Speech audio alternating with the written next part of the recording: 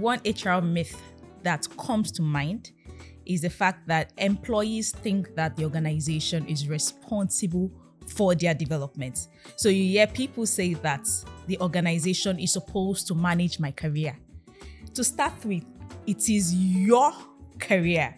So you're supposed to take charge of your career. Before you go into any company, you have a career plan, your goals, what you want to achieve. Getting into an organization, you shouldn't dump that plan.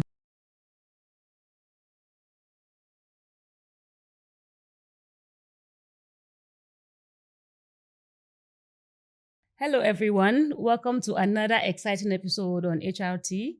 I am Tai, and today we'll be diving deep into the world of human resources. Joining me are two exceptional guests with wealth of experience and insights. So I have Abibat, also known as Biba, and I also have Innocent, also known as Boss Baby. Hello, Biba. Hi, Tai. Okay, so my name is Abiba, also known as Biba Talks. So I have a community. What the community is about is a community of job seekers and professionals. So we share career tips and job search tips. Well done. Okay, thanks Tai for having me. Hello, my name is Innocent, like you said, Boss Baby, but widely known as Skid actually. I don't have a community. I'm just a HR professional, and I'm happy to be here, to have this conversation with two wonderful ladies and two wonderful experts as well in the industry. So looking forward to the conversation. Thank you so much. Such an honor to have you guys in here. And you have a community. You definitely have a community. Well, the fact that you don't have a structure around the community does not mean you don't have a community. Well, yeah. I mean, I'd say I'd pride myself that I have a very, very robust community of followers. Let's put it that way. Of followers and people who seek insights, because I know I reach out to you for things, right? Yeah. All right. So today's episode is particularly going to be exciting because we'll be looking into the misconceptions around HR. We'll look at the challenges that they face and also just look at like the overview of the HR role in an organization. And then to get into it, right, I would just want to take first, Biba, let's start with you. So what's that one HR myth that maybe you have experienced in your career or that you're very familiar with in the HR space? Thank you for that question, Tai. And one HR myth that comes to mind is the fact that employees think that the organization is responsible for their development. So you hear people say that the organization is supposed to manage my career. To start with, it is your career. So you're supposed to take charge of your career. When I started off my career, I had the plans to ensure that I get to where I want to get to at a specific time, right? And I've noticed that when people come into an organization, they just dump that responsibility on the employer, thinking that their development or wherever they need to get to in 5 or 10 years' time is the employer's responsibility, right? And people that do that obviously don't go far with their career. And then after a while, they get upset with the system, they get disgruntled, and then they keep moving from one organization to the other in search of developing my career. Meanwhile, it is your career and you should take every step, right, to know what the development gaps are, how I need to close out my development gaps, where I want to be in the next 5 years. Do I want to work for multinational? How long do I want to do this job for? How long do I want to spend in this particular industry or field? All of those sort of plans is what one should ideally set out, have those plans map out before you go into the labor market. And this doesn't even stop around the very Gen Z or the millennials, right?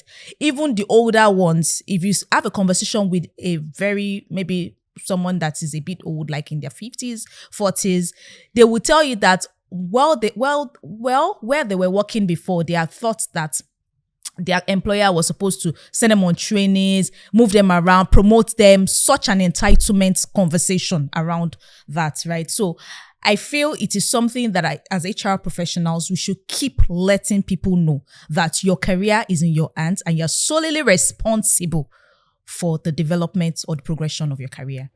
Thank you very much, Biba.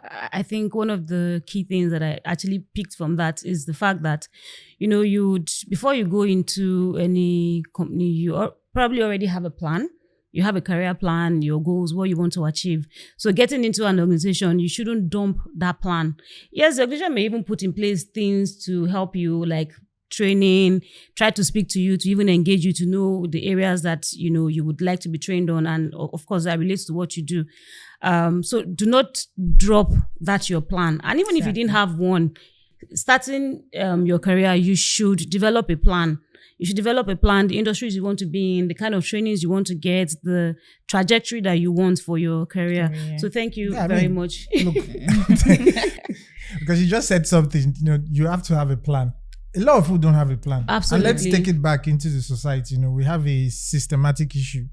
Thinking about our educational system, not everybody went to schools where you had like a counselor in the school, which helps you have an understanding of where you want to be in life, right? And so people just come out of the university and then they're like, okay, what next? Very few people actually have a clear plan of what they want to do. Absolutely. But at the same time, people, for me, the biggest concern I always have is that people tend to forget that when you come into an organization, they call it individual development plan. They don't call it company development plan. Exactly. So, and they forget that there's individual in the development plan. So it means it's you. You need to own it. You need to drive it.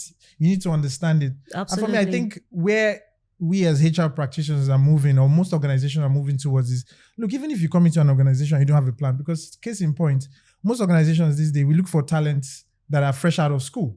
And the truth is, most of them don't have a clue about what they want to do. And that's why you have organizations who have graduate trainee program or management trainee program, where they expose, talents or employees to different environments, different functions, for them to now understand, okay, where exactly do I want to be and where do I fit? And for them to even make that decision, there's a lot of support, there's a lot of counseling, there's a lot of coaching, and then they eventually have that plan. But then it's now at the point where they need to pick it up and run with it.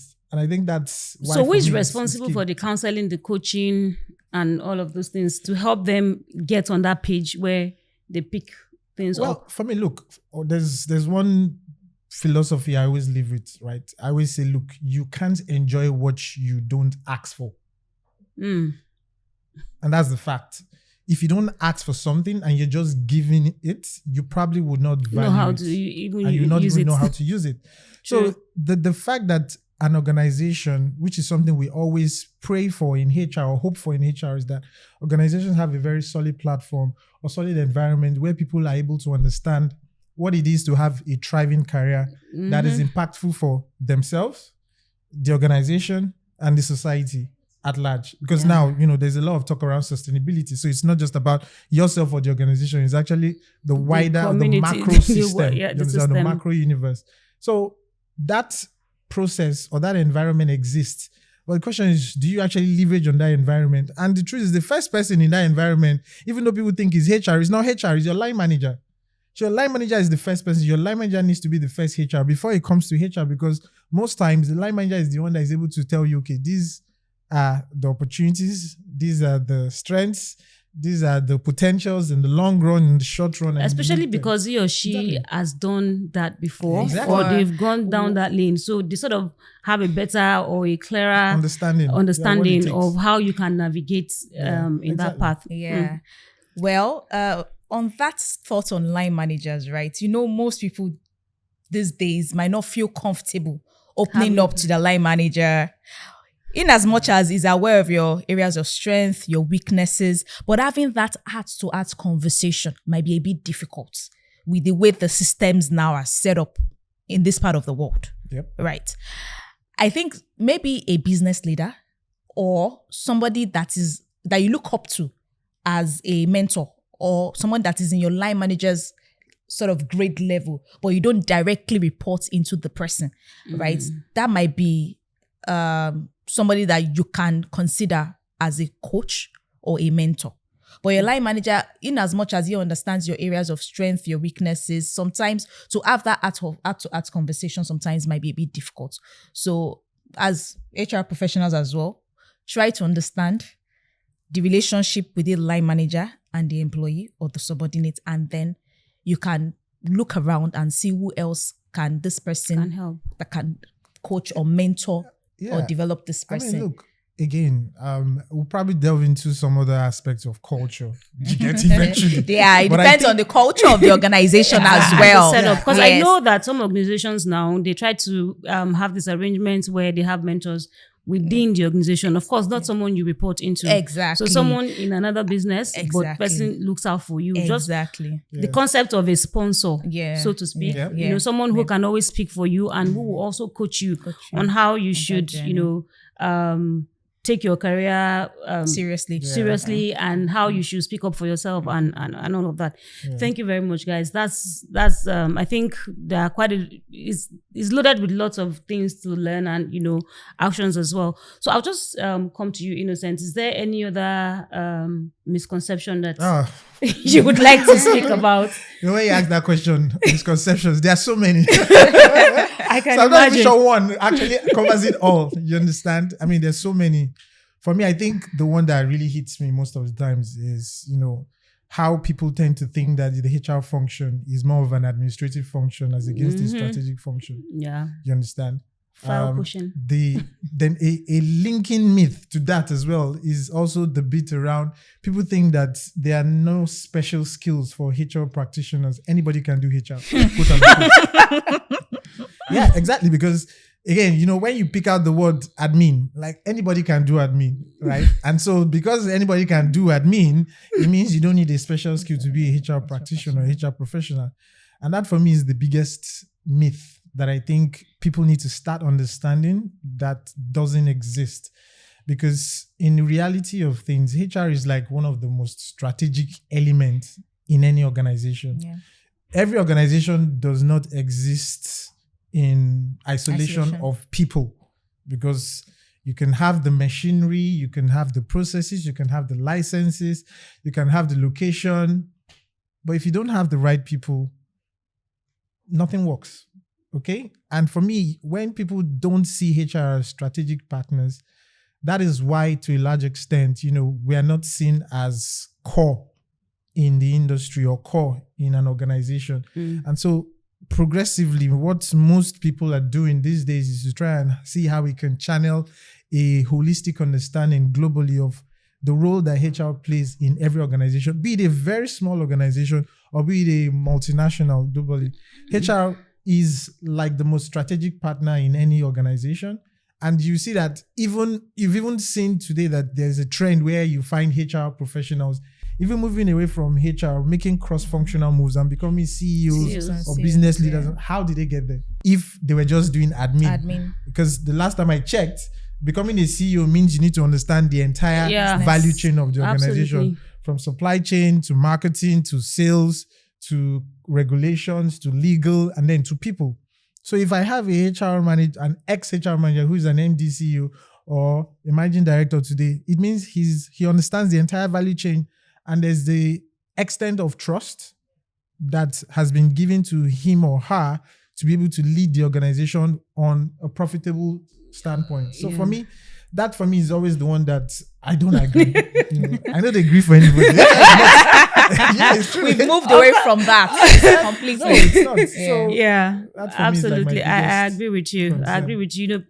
The statement you made about everyone thinks that they can do HR is actually very, especially now, everyone just feels, oh, what's there in HR? I can do it. Is it not just to recruit? And I'll give you a very And then to fire as well. Is that not all? I worked in one of these multinationals, and I remember, they had a factory in Ibadan. You understand?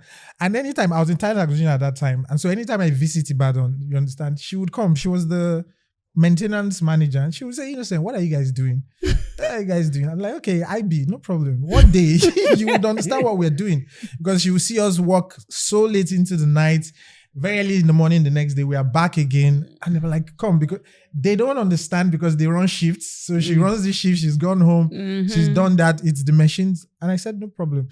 And interestingly, after some years, like 2 years, we had challenges finding a HR professional in Ibadan. Space, wow. And so we started to look for employees within the system who were interested in making a career shift. And she raised up her hand. Voila, great. Okay, I found what you guys are doing. I remember my first visit back to Ibadan after about 6 months that she'd been on the roll. And so I visited, and then we're walking. And then because I was visiting, by 5 p.m., I stood up, packed my bag, and I was leaving. And I looked, I said, What are you doing there? I thought you said we don't do anything. You know, like innocent. I am now officially the HR ambassador. The day I leave this assignment, I forever will respect what HR does. You understand? So for me, it's such a huge misconception that people think we don't do anything. Yeah. Human beings are the most complex elements To deal on with. earth. Yeah. Absolutely. Machines are easy. You switch it on, you switch it off, right? Yeah. It has a Plug and problem. play. You go troubleshoot it. Oh, this part is bad. You replace the part. Yeah. But HR, you shake this guy, he smiles at you. The moment you don't like,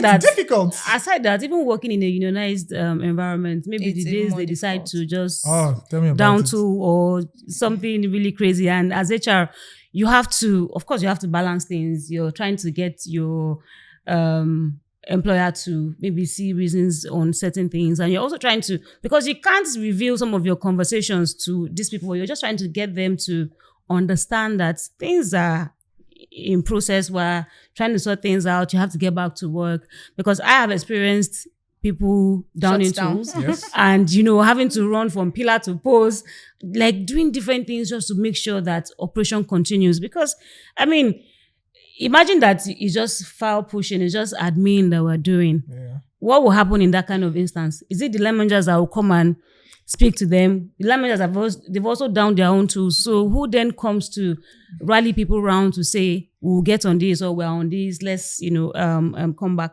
Thank you, Innocent, for that particular one. There's one other one that I would like us to just address, or just speak to. There's this common saying where they say that a lot of HR professionals have abandoned the human part of the profession. So they're all about the policy, like basically carrying cane to flog you. That what does the policy say? You are not properly dressed, go home. What does the policy say? You can't go on leave until you're confirmed. So no conversation, don't have a conversation with me. So they say that, HR professionals have dropped the human part of that profession. So what's your thoughts on that? I don't think that's true. I don't agree. And I'm not saying this because I'm HR. You understand? I'm not saying this because I'm HR, because before I became a HR professional, I was first a human being. You understand? And maybe my own personality and my lifestyle and my personal values as well. Mm-hmm. What makes me not believe that that's the situation. Look, HR is always for the people. And, when you think about the roles of HR in an organization, we talk about, and it's the David Aldrich, framework.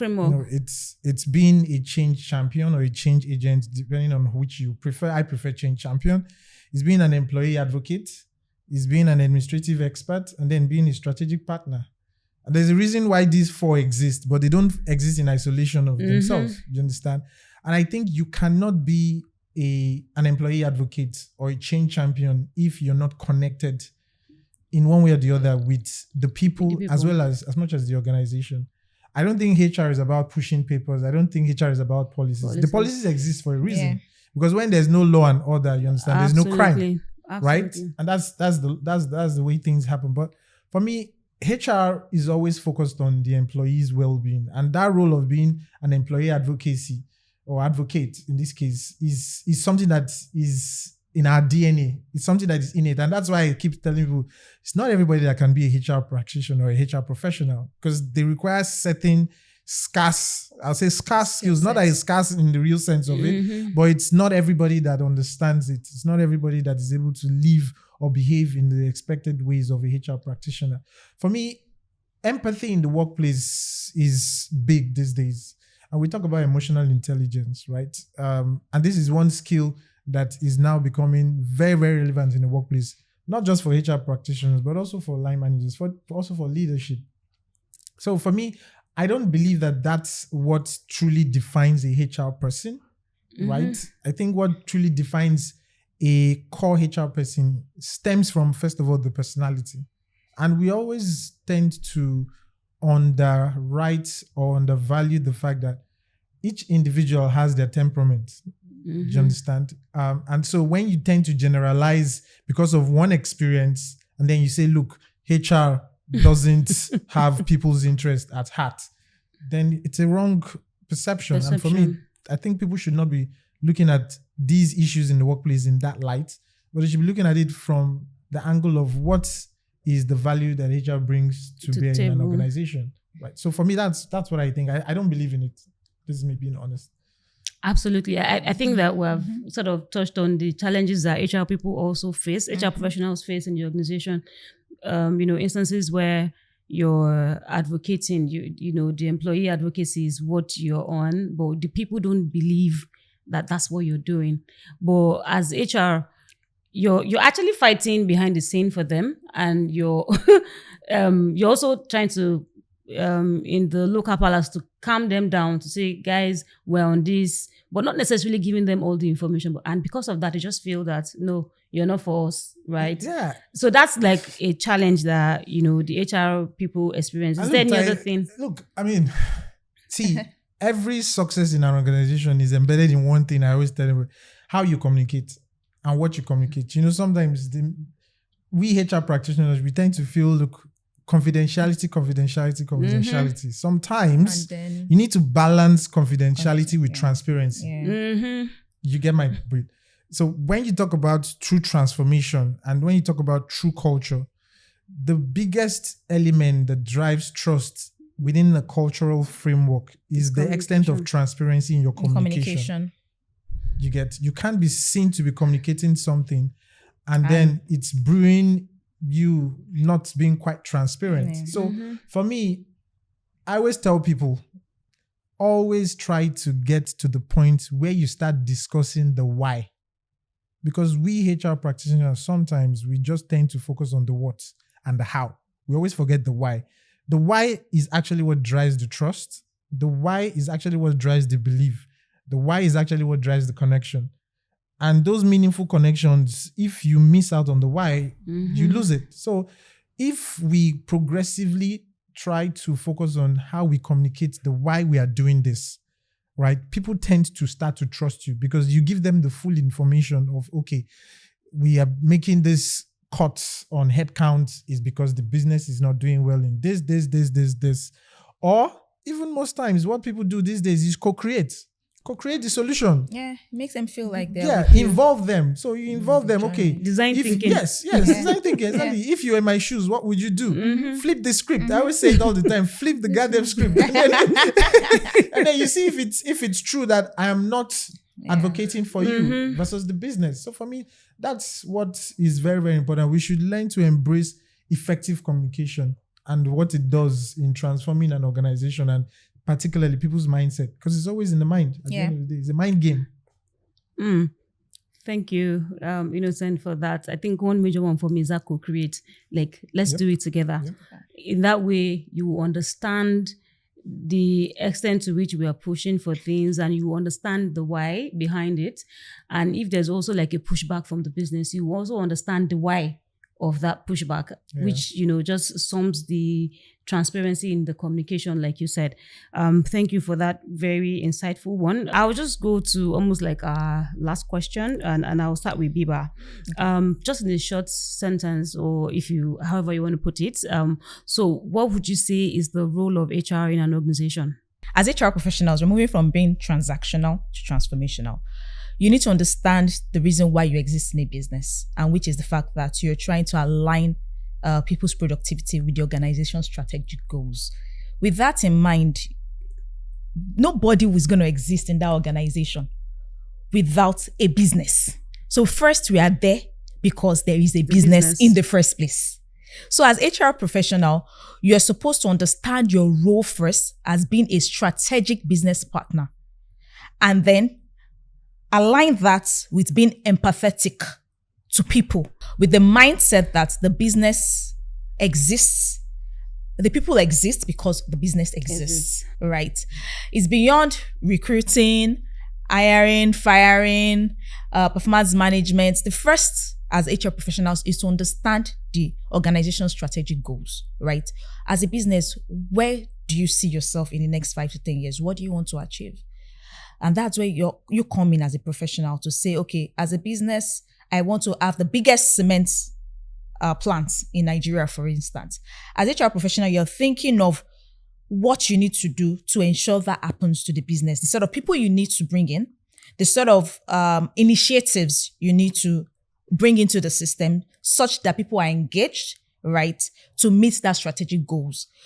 You need to also think about how you're going to manage people's performance all through that period to meet that 5 to 10 year strategic goals. So it's beyond just recruiting in silos. It's tying whatever you're doing as a professional to what the big picture is, which is the organization's strategic objectives, right? And I think most HR professionals will, let me speak for myself, but I am thinking that quite a number of people are beginning to get that concept that you are in that organization because a business exists in the first instance. So whatever you're doing, you have to be a business partner to the business.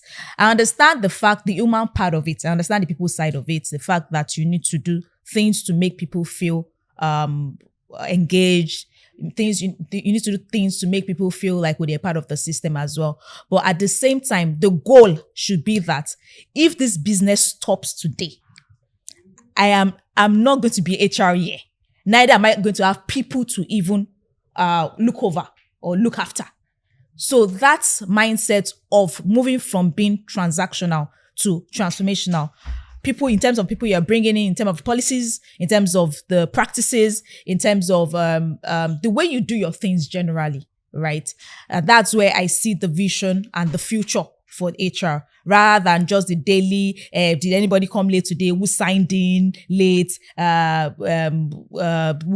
am I sending query to today? Who am I suspending today? It's beyond that to what the business needs, right? We need to start getting a seat at the table. And I think that's beginning to happen right now, right? It's beyond having board meetings and then they just send the memo to HR that this is what we agreed at the board meeting. HR has to be part of that very interesting conversation because everything in that organization is tied to people. Like Innocent said, the organization cannot operate on its own, right? Machines is a play and plug. You can just put it there, time it, 15 minutes, it's done. It's like you want to wash your clothes, you just put it in the washing machine, 15 minutes, you're done. But if people are the ones doing that, you have to ensure that you have the people to even wash the clothes in the first instance. Then you have to make sure that you have the plans to even keep the person motivated, to even wash it. Even if you have the biggest heap of clothes, this person is motivated to wash it, right? So, and that's where HR, we need to continue to do more. Understanding that business needs to be aligned with people. Right. Thank you so much for that brilliant insight, Biba. I mean, what you said about HR people, that you think that we're beginning to get seats at the table, you're actually absolutely right. I mean, sit at the table, not necessarily even as a board member or something, but where you have to report people issues. I remember somewhere that I worked previously. Innocent, don't smile too much. Every quarter, once the board meeting is approaching, I'm having heart palpitation. Why? Because I have to go and face the board members to present, to talk about all the HR issues, the ones that, and trust me, these board members, they are very interested in knowing what you have done regarding the people's well-being. So you can't even hide any number. You can't hide anything. First of all, beginning of the year, you have to present a plan, right? And that plan, they will criticize it, do all sorts, you align it. And then all through the other board meetings in the year, you have to give updates on all of those plans. Trust me, if you haven't done anything that you're supposed to do in a quarter and the board meeting is approaching, you have to start running. You have to oh my God, the basketballs you will get. Wow. So it's just always a lot for you. I mean, you can't even go to that board meeting and not be ready to say the actions that you have taken. I remember getting a query because of what was the issue? My goodness. What was the issue? Someone's confirmation was due. And we didn't do the confirmation we did the confirmation, but it wasn't the day the confirmation was due. Oh yes, the board wanted to kill me. The board members wanted to kill me because the ripple effect of that. My MD chopped out of the basketballs. Because the ripple effect to you, I've not done his confirmation, but the ripple effect of that. So you would think that it's just a confirmation. Are you joking? But even the satisfaction that comes with it on the employee side and all of that, they are concerned about it. So yes, you're right. HR professionals are beginning to get a seat at the table. And I think it's an opportunity, once we begin to get those seats, it's an opportunity for us to actually bring that transformational aspect of HR to light so that, it further encourages those that don't, regard the role to see that, these ones that, give credence to this role, they are doing better than we do. Let's begin to see case studies where, the way they handle their HR or the way they manage their HR function is what is making the business do even better. Than others. Thank you so much, Biba, for that insight. You understand? What should I say? What's the work of HR? Both of you have summarized it. You understand? But I think for me, it's probably two things. You understand? And it might sound funny, but for me, it's what I keep reflecting about a lot of the time, which is, now we're talking about transformation. How many HR people understand what transformation really means? So for me, it's no violence. What I'm trying to say is this: no violence will be tolerated. Because we're trying to be strategic, so we're also using very strategic words. Okay. The buzzwords. But I think for me, people just need to understand that. Look, transformation doesn't mean one big thing. You understand? It's from the little things. Yeah. You get? And when I say the little things, even in small organizations, it's for the little things that you're doing, how are you showcasing the value that those little things brings to the table? And when I say the table, there are two tables. For me, the first table is profit, is your revenue, is your volumes, which is satisfy the business and the board members or your shareholders. And then the second table is the people. How excited are they? What's your level of turnover? Are people engaged? That's the people. So if those little things are not linking to those two strategic objectives, trust me, you're not transforming anything.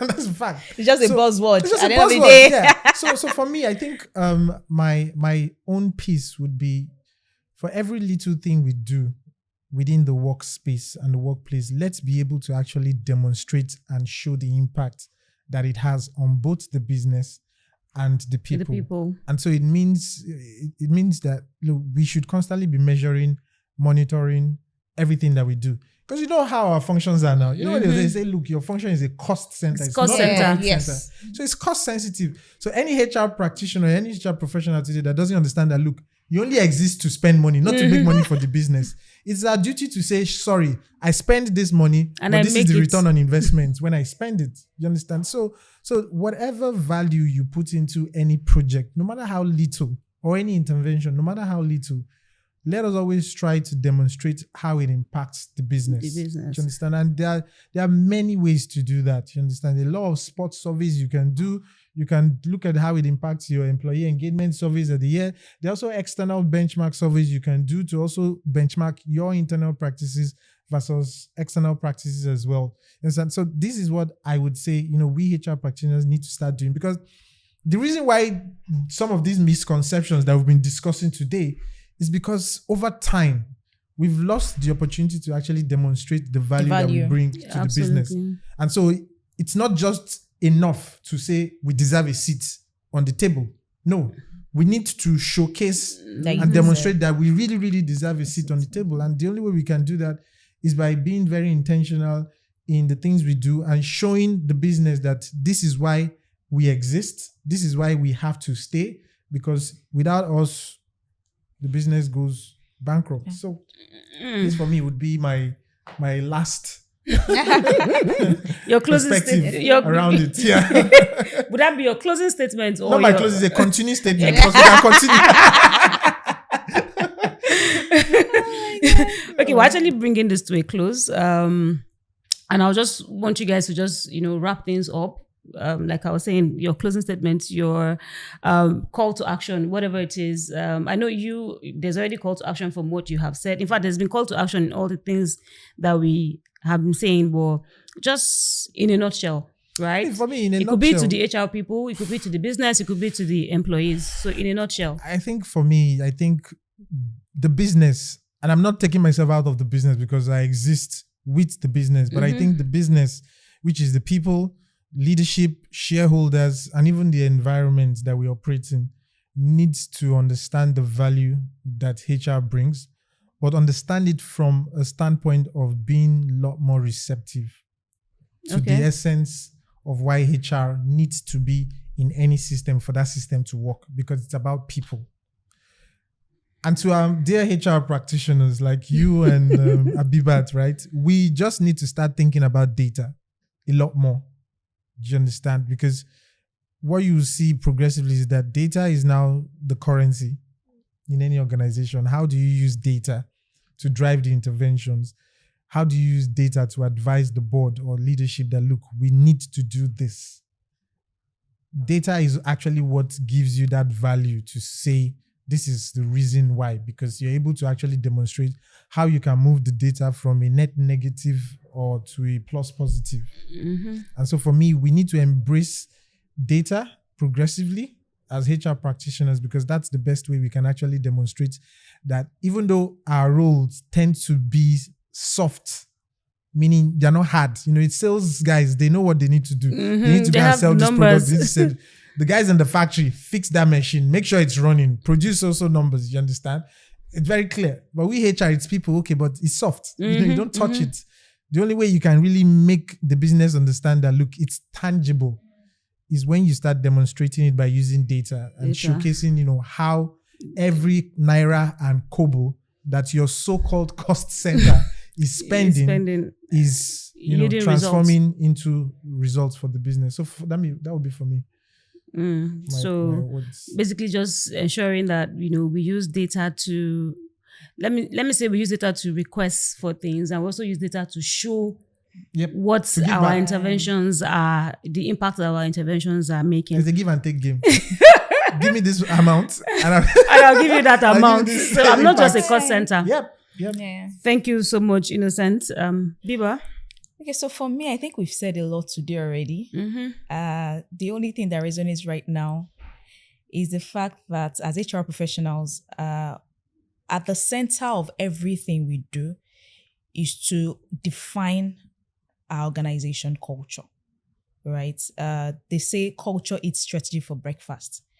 If everything we do, trying to recruit, trying to manage performance, career management, and if the culture of our organization is not aligned to what we intend to achieve, then there might be a major problem. It would just be like you're pouring into a basket, a bottle of water into a basket. You're not going to achieve anything. So I feel as HR professionals, let's begin to define and take a hold of our culture, right? I understand that culture is everyone's cup of tea, right? It's not just for HR professionals to handle, right? But we as HR professionals are the culture champions wherever we are, to ensure that after all is said and done, across the organization, across the business, we need to build a good culture for everyone within the organization, for the organization to thrive and for the business to achieve its strategic objectives. All right. Thank you so much, Biba. Thank you, Innocent, for the very brilliant insights. If I start with a recap, we're probably going to sleep here today because I took a lot from what you guys have said, from talking about people taking their career in their hands and not dumping it on the organization, individual development plans, right? Exactly. Not community development plan, individual. From that to talking about, moving from transaction to transformation, using data to drive your point home. Of course, HR people were not all about file pushing. We're strategic business partners because we are also very involved in the business. Of course, if we're not even involved, how do we get to manage the people that we're employed to manage? Also, we spoke about culture, saying that HR, yes, culture, everyone is supposed to drive the right culture that the organization needs, or that the organization, that is for the organization. But HR should also be at the forefront of that to make sure that we have the right culture. And of course, it helps the organization to thrive better. So thank you so much for this very brilliant insight. I'm just going to take one more question from you guys.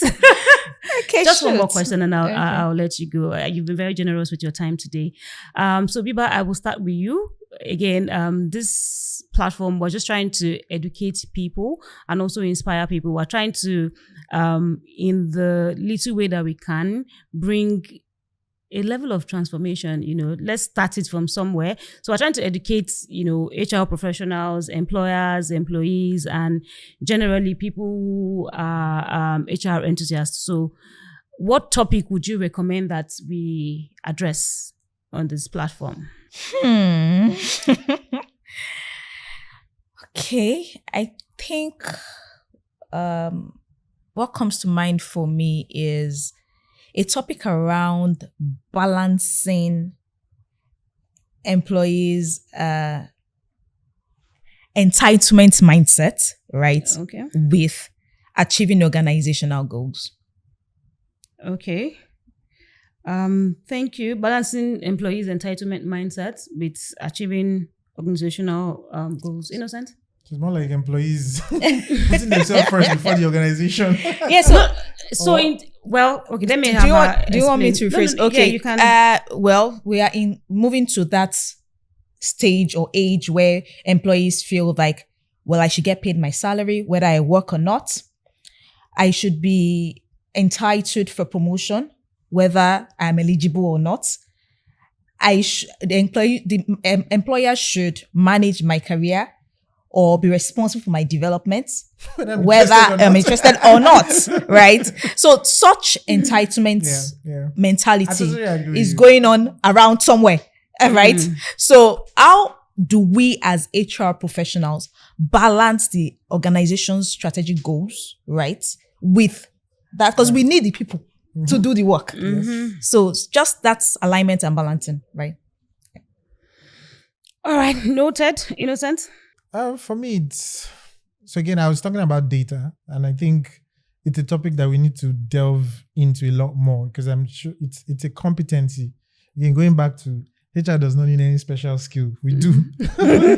Data analysis is now becoming very, very important in the HR spectrum, right? And for me, I think it's important for us to start thinking about how we can delve deeper into that topic around analyzing data, especially people-specific data, to drive specific business decisions, or how you link that to design thinking, when defining or developing any HR intervention or HR initiative.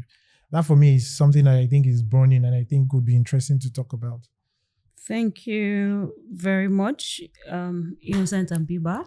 Thank you too. Thank you for having us. Honored, very, very honored to have you guys. I mean, it's been explosive, the insights and of course the call to action as well. Yeah. I've learned a lot from what you guys have said. So thank you very much. Thank you so much for joining us on today's episode. I hope you were able to get as much insight as I did. In case you missed out on any, you can replay.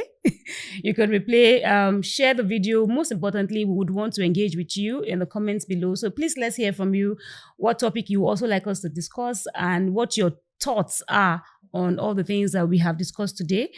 Just a recap, we talked about the misconceptions around HR, saying that we're administrative rather than being strategic.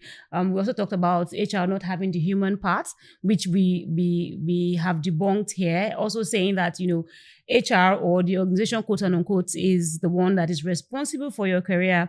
But you've heard all that my speakers have spoken about today. You have to take charge of your career. Yes, the organization will help you as well. However, it's called individual development plans. So you have to take charge of it. And stay tuned for other exciting discussions. Thank you.